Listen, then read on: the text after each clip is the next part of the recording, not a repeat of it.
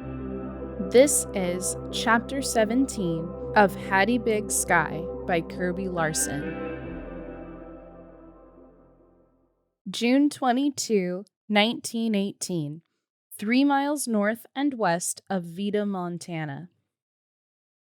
Dear Uncle Holt, you know how Aunt Ivy always says a watched pot never boils?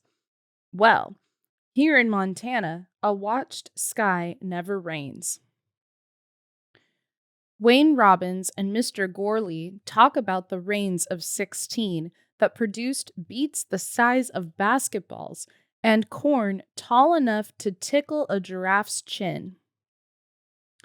No one will break any crop records this year. A favorite farmer expression in these parts is, "Next year it will be better." This next year country makes for many sleepless nights for this particular farmer. Rooster Jim brought my mail and paper out to me on Thursday. It had been a while since we'd had a game of chess. "Hey there, Rose," he called out to the hen. "Lucky for you, it's been drier than a Baptist saloon." He chuckled at his joke. "She's taken to wearing water wings when it rains," I said. That made him laugh all the more. "Hattie, that wit of yours and a nickel would get us a fine cup of coffee. Speaking of which, I've got some. Or maybe you'd rather have something cool." I stopped on the steps to my house. "There are oatmeal biscuits to round it out." "Coffee then," said Jim. He followed me in and helped me carry the coffee things. It was too hot to sit inside. "This is the life," he said after a vigorous slurp. He nibbled at the biscuit. "Why, Hattie, I believe you've learned to take the lead out of your baking." I made a face at him. He did love to tease, even more than Charlie. "So, you fixin' to go to the big meeting over to the school?" He reached for another biscuit. "What meeting?" "Oh, tells all about it in your paper there." He nodded toward the house. I'd set my mail inside. I got up, brought the paper back, and found the article. June 28, National War Savings Day, I read. "Every man and woman in the United States will be asked to purchase war savings stamps." I set the paper down. "But I already bought a Liberty Bond." Jim shrugged. "War's an expensive proposition. Don't think the Huns much care about the finances of us folks here on the prairie." I looked at the paper again. "No farmer in ordinary circumstances should be allowed to sign for less than $100, I read aloud. "Surely we won't be expected to pledge that much. Why, we haven't even got enough money for gasoline for the tractors as it is." Rooster Jim shook his head. "With draft running things, won't none of us have anything in our pockets but moths." On War Savings Day, the inside of the schoolhouse was hot enough to bake bread. Folks' nerves and wallets were spread thin, but Traft had a group of toughs lining the back of the room. "I'm only following the instructions of the proclamation," he said to the grumbles about waiting afternoon chores. "These pledges don't total up to our allotment yet." I signed my card, underlining the words "conditioned on crop" in the lower left-hand corner. I handed it to one of Traft's crew seated behind the teacher's desk. He handed it right back to me. "Pledge is to be no less than $100, he said. I turned the card over in my hand. "Even if I have a good crop, that wouldn't leave me enough to pay all my bills." The man shifted the wad of chaw in his cheek.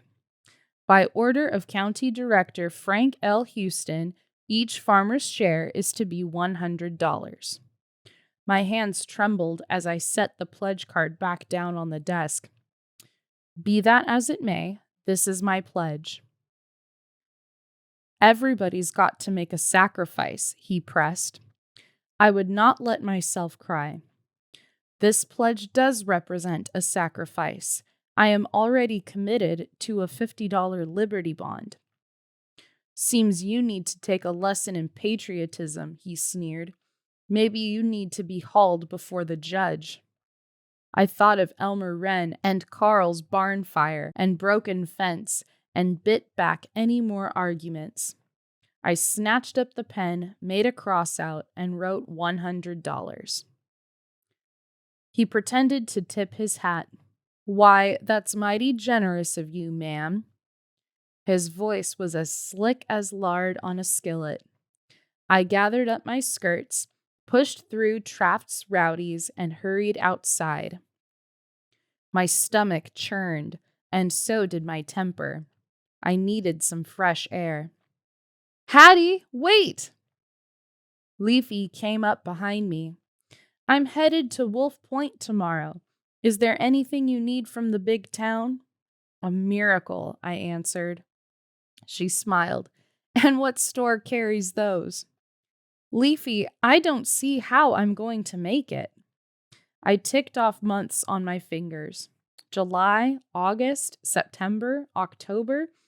4 months to finish the proving up requirements. I waved my hands apart.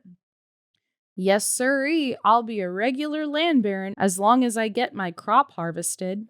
Barring hailstorms and grasshoppers, she interjected.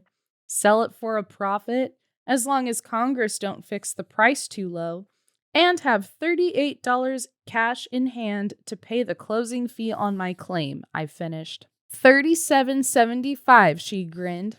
You've heard what they say about us homesteaders, haven't you? Most of us are still walking around because we haven't got the money for a funeral. I smirked. Very funny. She could afford to joke about this. She owned her land outright. And as long as she could break horses, she'd never worry about money. Not in this horse-crazy country. She patted my arm. It'll all work out, Hattie. Don't you worry. Maybe not the way you think it's going to, but it will work out. I sure hope you're right. Listen, I'm taking Paraly's kids with me to Wolf Point for the parade. Why don't you come with us? Oh, I'm not in the mood. I brushed a mosquito away from my head. She tucked her arm through mine. Come on, it'll do you good. She raised one hand skyward. Fussing won't make rain, you know. I pressed my lips together. We'll come by early. You can take a turn driving Joey and Star. She nodded. Nothing like a parade to take your mind off your troubles. Wolf Point was buzzing. There was little I wanted to celebrate about National War Savings Day, but Fern, Maddie, and Chase didn't need to know that. Let them be children, excited by the prospects of music, marching, and folderol. We passed by the Glacier Theater as we hunted for the best parade-watching spot.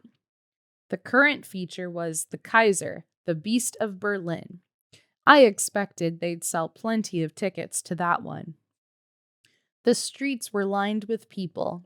The children were dressed in their Sunday best, and I, in a flight of patriotism, had tied a red, white, and blue ribbon to my best hat.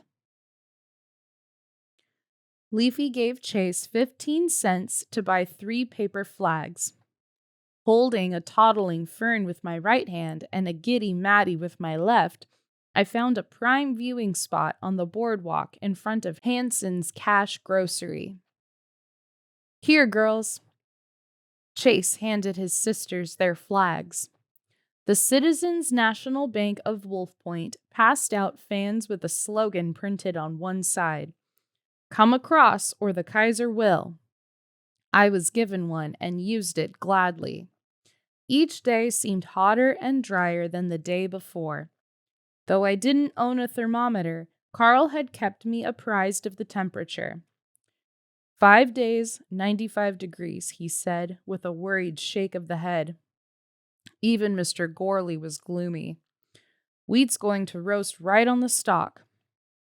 The heat was a standard topic of conversation.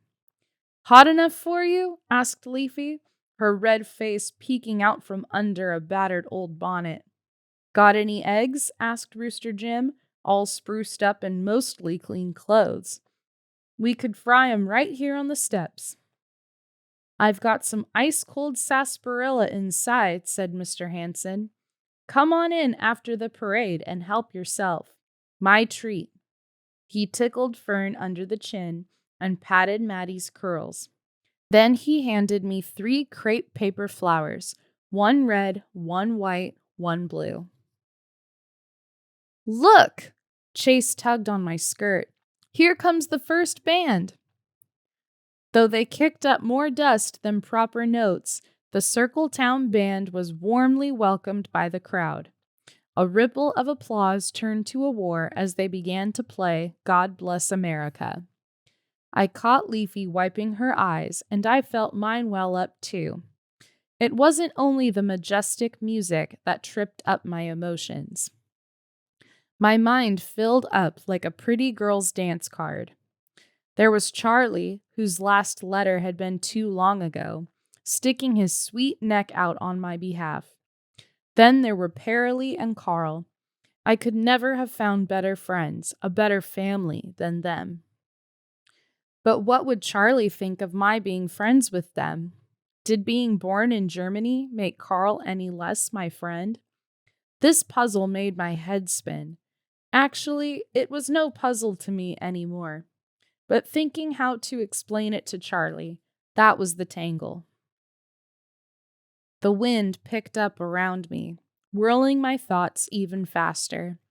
As if war worries weren't enough, what about money? I'd gone over and over my ledger. Even if I had a bumper crop, I didn't see how I was going to squeeze by. And that was before I pledged for those darn war stamps. I wouldn't even let myself think about not making it, about failing to prove up. My stomach churned with the worry, the heat, the uncertainty. Maybe it was too much to ask to have a place of my own. Maybe I was always going to be Hattie here and there. Maddie reached for my hand and squeezed it. 1, 2, 3. As I squeezed back, those worries slipped right out of my fingertips. Would I trade any of my troubles to be back in Iowa, never having known this sweet little girl and her family? That was one answer I was certain of. The hot, dry wind swept away the last notes of the song. Men replaced their hats as the band launched into their next number. They marched on, followed by the Fort Peck livery and sail barn wagon, all decked out in red, white, and blue bunting. Mrs. Martin sat in the back of the wagon, a tribute to Mother Liberty. Next came 2 automobiles, wearing bunting for Pipple's garage and service station. "Those are Laverne's," exclaimed Chase. "The newest thing." Not to be outdone, the Fuller Motor Company entered a fancy rig. "Touring car," said Chase in a dismissive tone. Touring cars were evidently old hat. Behind the autos came the County Council of Defense, all mounted on tipped M horses. Traft touched the brim of his hat as he passed me. I didn't acknowledge the gesture. Behind the riders, the Methodist Church staged a patriotic tableau, and then the children of the Wolf Creek School, minus their star pupil Chase, marched adorned with blue sashes and singing "Over There." As my charges waved their flags in approval, a gust of wind snaked down the street. Fern's flag flew out of her hand. "Flag!" she cried, toddling toward the steps. "Oh, careful, honey," I pulled her back. "You might get trampled." "Flag! Flag!" Plump tears rolled down her plumper cheeks. There, said Mr. Hanson. "None of that." He reached into his pocket and pulled out 3 pieces of ribbon-striped stick candy. "Hold on to this for a while," he told Fern. He gave a stick apiece to Chase and Maddie and then unwrapped the last one for Fern. "What do you children say?" I asked. "Thank you, Mr. Hanson," Maddie and Chase chimed together. Fern flashed a juicy baby smile around her treat. Mr. Hanson laughed. "A sweet helps any hurt, don't it, Fern?" She kept working on her stick candy. At the very tag end of the parade came Mr. Cogswell's delivery wagon, its sides adorned with hand-painted signs proclaiming National War Savings Day Parade. Unable to resist this ripe opportunity for promotion, Mr. Cogswell had also tacked a smaller banner across the back of the wagon, advertising fresh cherries at Cogswell's, best price in town. Mr. Hanson catcalled good-naturedly when he saw that. "Come on, children." He took Maddie by the hand. "Let's get something cool in you." Chase followed, and some of the other children from around town did too. "Go on ahead," I said to the children, handing Fern to Leafy. "Now that the parade's over, I can retrieve her flag." "Better hurry," said Leafy, smashing her hat tight to her head. "With this wind, it'll be blown clear over to North Dakota in no time." I scampered down the steps from the sidewalk to the street. Fern's little flag had not escaped being trampled by the parade's participants. I picked up the sad, tattered souvenir, hearing her wails in my head. I didn't want her day to end on tears, so I walked back over to the Herald office to buy another flag. What was a nickel anyway? A wrangle of male voices caught my attention. Down the way from where the parade had ended, another parade of sorts was beginning. The leader appeared to be Traft Martin. The crush stopped next to the land office. Several hulking men shouldered their way inside.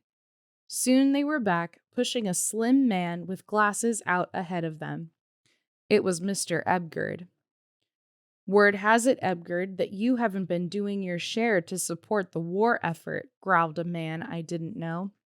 "Seems mighty unpatriotic of you," said someone else. "Maybe with a name like Ebgerd, you're hoping the Kaiser wins."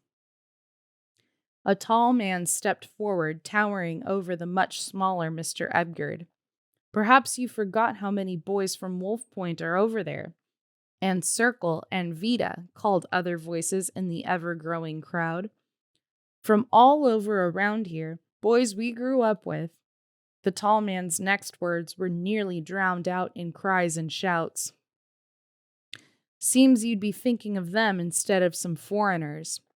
I pressed up against a storefront, close enough to Mr. Ebgerd to see sweat beaded up on his nose and forehead. His glasses were askew. He straightened them. "I have done nothing wrong," he said quietly. "Nothing wrong?" Traft Martin spoke up, looking at the gathered men. "Why weren't you watching the parade? And what about writing that letter to the governor in support of that preacher over to Brockway? His church is mostly immigrants. They can't understand him if he preaches in English." Mr. Ebgerd's voice was calm. "That's the language of loyal Americans." Traft took one step closer to Mr. Ebgerd. I could see veins popping out on either side of Traft's neck. Rivulets of sweat rolled in icy streams down my spine. "Tell you what we'll do, Ebgerd." Traft spat out the name. "You can prove your loyalty here and now. Fred?" The tall man, Fred, pulled out a small American flag. He waved it under Mr. Ebgerd's nose. "You love this country?" asked Traft. "You know I do." Mr. Ebgerd's chin quivered slightly, but his voice was strong and clear. Fred backed up the street almost to Erickson's hotel. Traft pointed toward him. "Then prove it. You get down on your hands and knees and crawl before your flag." He stepped closer to Mr. Ebgerd. "And when you get there, you kiss it. You hear me?" The crush of men closed in on him. I wobbled like a newly dropped calf, overcome with the smell of sweat and fear and pure meanness. Step forward, I told myself. Make them stop. The men continued with their vicious prank. Someone pushed Mr. Ebgerd hard. He fell to his knees. His glasses flew toward me. Start crawling, Traft ordered. Dread and disbelief turned me into a statue. I watched Mr. Ebgerd struggle to his feet. His jacket sleeve was torn out of the shoulder seam, and his pants were filthy with horse droppings. Do something! My brain cried out the orders, but my legs refused. I couldn't take my eyes from the horrifying scene. Someone kicked Mr. Ebgerd. He fell to the ground face first. Blood trickled from his nose. I glanced around. Why wasn't anyone stopping this? A wave of nausea swept over me as it had that day I fainted in the field. There was no anyone at a time like this. There was only me. Traft! I could hardly get the name past my trembling lips. I tried again. Traft! Startled, he turned. Go on home, Missy, one of the men called. I took a baby step forward. Thank God my legs held. What could I say to these men? I have business with Mr. Ebgerd. Another baby step forward, and another. I bent to pick Mr. Ebgerd's glasses up out of the dust. A legal matter. With trembling hands, I returned his glasses to him. I'm sorry I'm late. Mr. Ebgerd rose and slipped them back on his face. Won't you step into my office? I took his arm to steady myself. A hand grabbed my shoulder. What do you think you're doing? I didn't recognize the voice, but I refused to turn. My stomach churned. I could taste bile in my throat. I steeled myself against the blows that were sure to come. We've nothing against her. That voice I did recognize. It was Traft's. Let her be, he said. The stranger released me with a jerk, spinning me away from Mr. Ebgerd. You're all a bunch of traitors, the stranger said, but most of the men began to ease away, as if they'd suddenly found other business in town. Fred and his flag were nowhere to be seen. Traft stared at me, then opened his mouth as if to say something more. He shook his head and walked away. I made it into Mr. Ebgerd's office before I collapsed, slumping into the nearest chair. I swallowed hard. Sick. Mr. Ebgerd rummaged in the cabinet behind his desk. He pulled out a bottle and 2 glasses. He poured something into each one. Drink this. The liquid burned down my throat. After one sip, I set the glass on the desk. That was horrible, I said. Those men. Mr. Ebgerd set his glass down too. His hand trembled as he dabbed at his mouth with a handkerchief. They all looked so normal. I couldn't express what was roiling around inside me. Like neighbors. He poured himself another shot. Some of them were my neighbors. I don't understand. My arms, legs, head, everything was heavy. Too heavy to move. He lifted his glass to his lips, started to sip, then put the glass down. It's the war. I placed my palms on the desk, breathing deeply. Did the war burn Carl's barn? I said slowly. Break little Elmer's arm? Change you into a criminal? No. He sat heavily in a chair. No. But this evil is so big. The fight has spread far beyond the battlefield.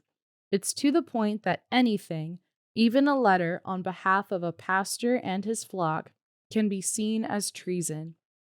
Mr. Ebgerd's voice was calmer. I noticed my hands had stopped shaking. I'd better get back to Leafy and the children. They'll wonder. I stood slowly, testing my legs. They wobbled as they had that day on the train during the fat man's tirade, but they held. You are a brave girl. Mr. Ebgerd patted my arm. A brave girl. I looked at his scraped and bruised face. You might want to clean up before you head home, I said. Good day, Mr. Ebgerd. Good day, Miss Brooks. He opened the door and glanced outside. All quiet, he said. I stepped through the open door, pausing on the walkway to take another deep breath. I paused again before going over to Hanson's Cash Grocery. I tried to clear my mind of what had happened. Clear my mind so it wouldn't show on my face. My legs were barely shaking as I went inside. Here, Mr. Hanson handed me a sarsaparilla. You look like you could stand to wet your whistle. Flag? Asked Fern. Absently, I handed her the trampled one. Hattie? Leafy looked at me. I shook my head to keep her from saying something else. Dirty. Fern threw the flag down. I thought about Traft and the men with him, swarming like enraged wasps. I wiped my eyes. Yes, it is, I said.